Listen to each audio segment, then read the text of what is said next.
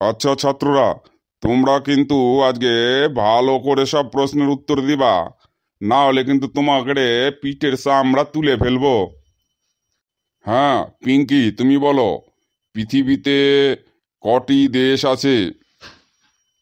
মাস্টারমশাই, পৃথিবীতে দুটো দেশ আছে, একটা স্বদেশ আর একটা হলো বাংলাদেশ। এ- এই পড়াশোনার সিঁড়ি কোনো প্রশ্নের উত্তর দিতে পারো না, পিঠের চামড়া একেবারে তুলে ফেলে দেবো। মাস্টারমশাই, এটা নতুন বাংলাদেশ। এই বাংলাদেশে মাস্টাররা ছাত্রদের গরম দেখাবো না, ছাত্ররা এখন মাস্টারদের গরম দেখাবো। ছাত্ররা এখন সব করতেছে। হ্যাঁ মাস্টারমশাই, হ্যাঁ মাস্টারমশাইদেরকে এখন পিটা পিটা স্কুল কলেজ থেকে খেদাইতেছে। যে মাস্টার পছন্দ ছাত্রকে রে সে মাস্টারই পড়াবো, আর যে মাস্টার পছন্দ নয় তারা কিন্তু আমরা পিটায় খেদাই। একরে মুখ সাবধানে কথা কন। देखा आपने लापरवाही का नतीजा है। তা তো তুই ঠিকই কইছিস। তো তাহলে তুই এই বাংলাদেশে আর কি কি হইতাছে সে সম্পর্কে তুই আমাকে একটু বল দেখি। মাস্টারমশাই, এই বাংলাদেশ এখন পিছন্দর প্রতিযোগিতায় অংশগ্রহণ করছে। মানে আমরা সব দেশ সামনের দিকে আগাই আর আমরা পিছন দিকে পিছাচ্ছি। এই ধরনের আমরা 71 সালে স্বাধীন হয়েছিলাম, এখন কইতাছে যে আমরা কি 71 সালে স্বাধীন হইনি, 24 সালে আমরা নতুন করে কিবা স্বাধীন হলাম। এবার আমরা পিছালাম। এবার আমরা অনেক কিছু উন্নতি করছিলাম, রাস্তাঘাট, নতুন নতুন বিল্ডিং, শপিং মল থেকে শুরু করে শিল্প কলকারখানা কত কি করছিলাম। আমরা ওগুলো সব ভাঙ্গা ফেলতেছি, ভাঙ্গা ফেলে আমরা পিছন দিকে পিছাচ্ছি। এই হলো ব্যাপার। আবার ধরে নেন, চারিদিকে দেখতেছি যে কিছু জোকার নারা মাতাল, এদের উপদ্রব গেছে বাড়ি।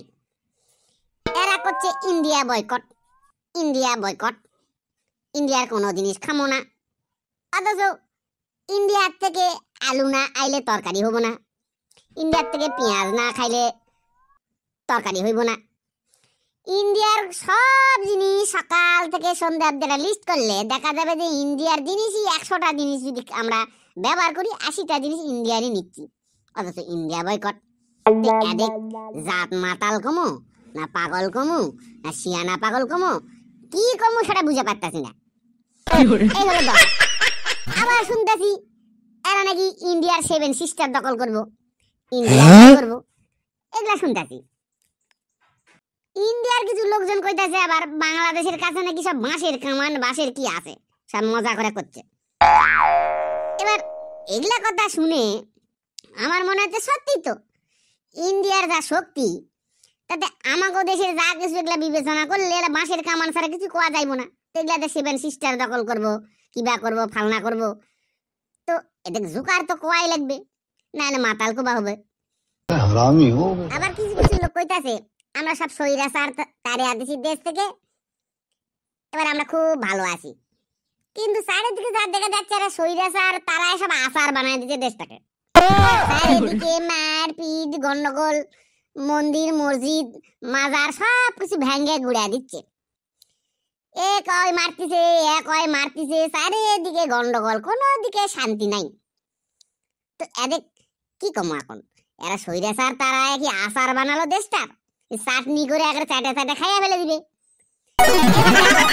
এই চারিদিকে দেখো কি কইছে সব নতুন বানাচ্ছে কি সমন্বয়ক। সমন্বয়কের কাম কি? এরা তো ছাত্র নাকি, এরা কি পড়াশোনা করবে? এরা পড়াশোনা বাদে সব কাম করছে, শুধু পড়াশোনাটাই করা লাগবে না। এরা মাস্টার পিটানা, এরা পুলিশ পিটানা, এরা দলের নেতাকেরও পিটানা, পাবলিকের কাছ থেকে যে তোলাবাজি করা, যা কিছু সব এরা করতেছে খালি পড়া বাদ দিয়ে। তেমনি এরা দেশটাকে আচার বানাই ছাড়বে। এই থাম থাম থাম, এলো কথা একদম কইবি না। আমার চাকরি বুঝি তুই একেবারে খাইয়া লিবি রে? কি কথা কইতাছিস? এখনই বুঝি সমন্বয়ক বুঝি আইলো? চুপ কর চুপ কর বাবা, আমার চাকরিটা তুই বাঁচা।